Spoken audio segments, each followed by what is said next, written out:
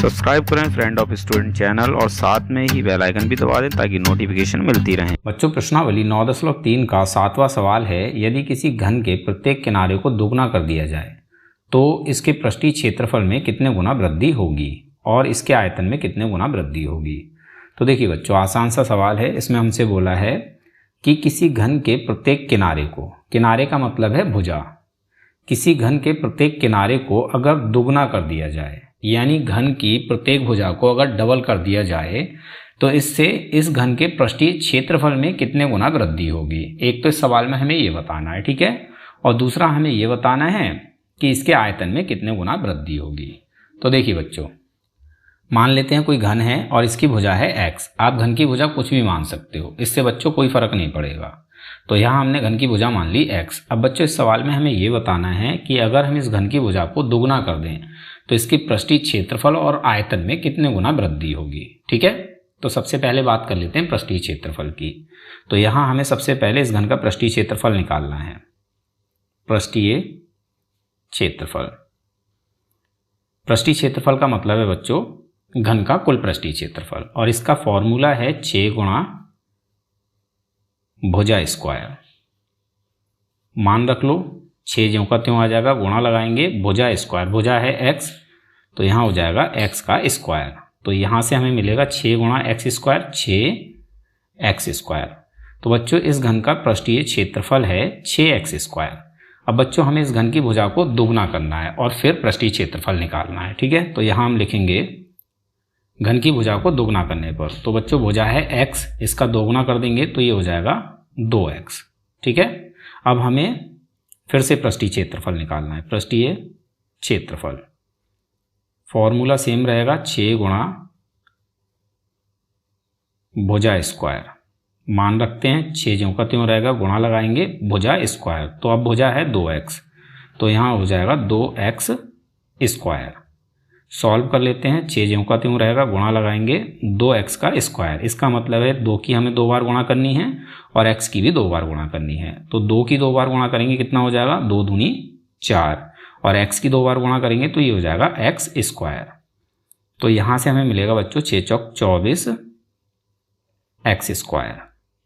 तो बच्चों, जब हमने इस घन की भुजा को दोगुना कर दिया तो इसका पृष्ठीय क्षेत्रफल हो गया 24x स्क्वायर। ठीक है, अब देखो बच्चों, पहले यानी जब भुजा x है तो इसका पृष्ठीय क्षेत्रफल है 6x स्क्वायर, और जब हमने भुजा को दोगुना कर दिया, 2x कर दिया, तो इसका पृष्ठीय क्षेत्रफल हो गया 24x स्क्वायर। तो बच्चों, कितने गुना की वृद्धि हो गई भाई? देखो, पहले 6 है और अब हो गया 24, तो कितने गुना की वृद्धि हो गई? 6 चौक 24, 4 गुना की।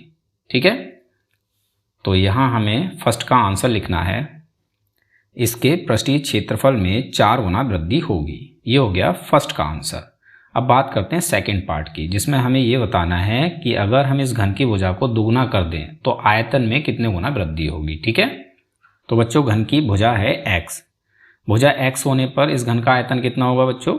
तो घन के आयतन का फॉर्मूला है भुजा की घात 3। ठीक है, भुजा है x तो आयतन हो जाएगा x की घात 3। ठीक है, अब बच्चों हमें भुजा को दोगुना करना है, तो भुजा को जब दोगुना करेंगे तो भुजा हो जाएगी 2x। अब इसका आयतन कितना हो जाएगा? आयतन फॉर्मूला भुजा की घात 3। अब भुजा है 2x तो यहाँ हो जाएगा 2x की घात 3। ठीक है, 2x की घात 3 का मतलब है कि हमें 2 की 3 बार गुणा करनी है और x की भी 3 बार गुणा करनी है। तो 2 की 3 बार गुणा करेंगे कितना हो जाएगा? 2 गुणा 2 गुणा 2, 2 दूनी 4, 4 दूनी 8, और x की 3 बार गुणा करेंगे तो ये हो जाएगा x की घात 3। तो जब बच्चों हमने घन की भुजा को दोगुना कर दिया तो इसका आयतन हो गया 8x की घात 3। जब भुजा x है तो इस घन का आयतन है 1x की घात 3, और जब भुजा को हमने दोगुना कर दिया यानी 2x कर दिया तो आयतन हो गया इसका 8x की घात 3। तो बच्चों, कितने गुना की वृद्धि हो गई? देखो, पहले है 1x की घात 3 और अब हो गया 8x की घात 3, यानी 8 गुना की वृद्धि हो गई। ठीक है, तो यहाँ हमें आंसर में लिखना है इसके आयतन में 8 गुना वृद्धि होगी। ये हो गया सेकंड पार्ट का आंसर। ठीक है, यहाँ हमारा आंसर कंप्लीट हो जाता है। तो इस सवाल में हमने देखा कि जब हम किसी घन की भुजा को दुगना करते हैं तो उसके पृष्ठीय क्षेत्रफल में 4 गुना और आयतन में 8 गुना की वृद्धि होगी। ठीक है, उम्मीद है सवाल आपको समझ में आ गया होगा। तो मिलते हैं अपने अगले वीडियो क्लास में।